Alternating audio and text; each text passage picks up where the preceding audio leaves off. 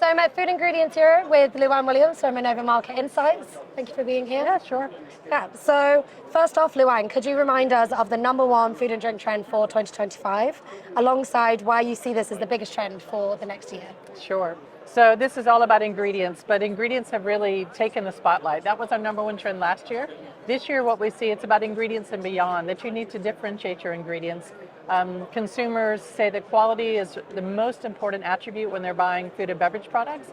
So when we ask what that means, it also means freshness, it means is it healthy, is the price right, and so on. So to really make a benefit with your ingredients, you really need to differentiate. We've seen over the past 20 years or so when we've been talking about clean label, some of those claims are not differentiating anymore. So the example that we're using to illustrate this trend is around protein.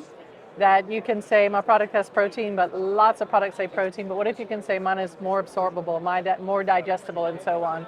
So number one trend, by far, really important, should be important to everybody in this room, is ingredients and beyond. That's amazing. I really like that way of thinking about it. So then the second trend is precision wellness, Yep. which focuses on how consumers increasingly want functional foods and beverages that offer personalized solutions Yep. for their unique needs. So what opportunities do you identify for brands here? Okay, well, I think consumers expect personalized everything nowadays, right? We have our personal music feeds, we have our personal entertainment feeds, we all have our own Netflix kind of feed and so on. So this is no different than that. I think gluten-free was really the first trend that consumers started to have the idea, I can eat in a different way than other people and feel differently. So it's just moved on from that now you can have a lifestyle-driven diet, you can maybe have something very condition-specific.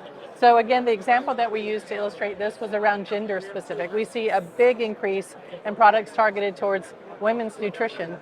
So again, everything in the world is really breaking into these tiny niches, and we've talked about personalized nutrition for a really long time. So now we really do see this coming, becoming much more popular and much more important. So looking for that specific way for whatever the consumer group is to find that perfect way for them to eat, to have a healthy and nutritious life. Yeah, we're really seeing this advance a lot across the industry. So number 5 on the list is rethinking plants. Yep. Can you please outline what this trend entails and perhaps offer us a few examples as well? Sure.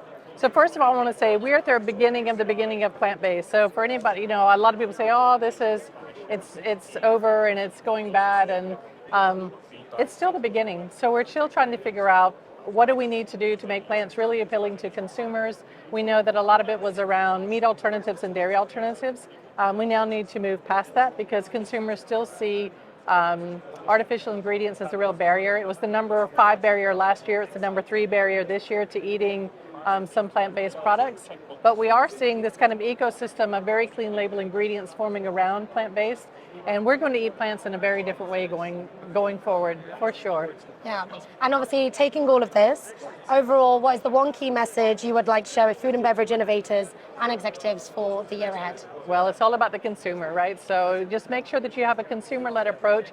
The trends are the trends, and ours are rooted in the consumer. We start doing research in May. Every year this goes up until October. We spend a lot of time on it, so we feel very confident that we have gotten it right. Even when we look back, we think we have it right. But at the end of the day, if you think about fundamentally, all food is made out of ingredients, right? So you now have to think about what you're using, what are the benefits, how is that relevant to consumers, and do the best you can. Well, thank you for the amazing insights. We'll check in again next year and see if it was all accurate. Thanks. Thank you.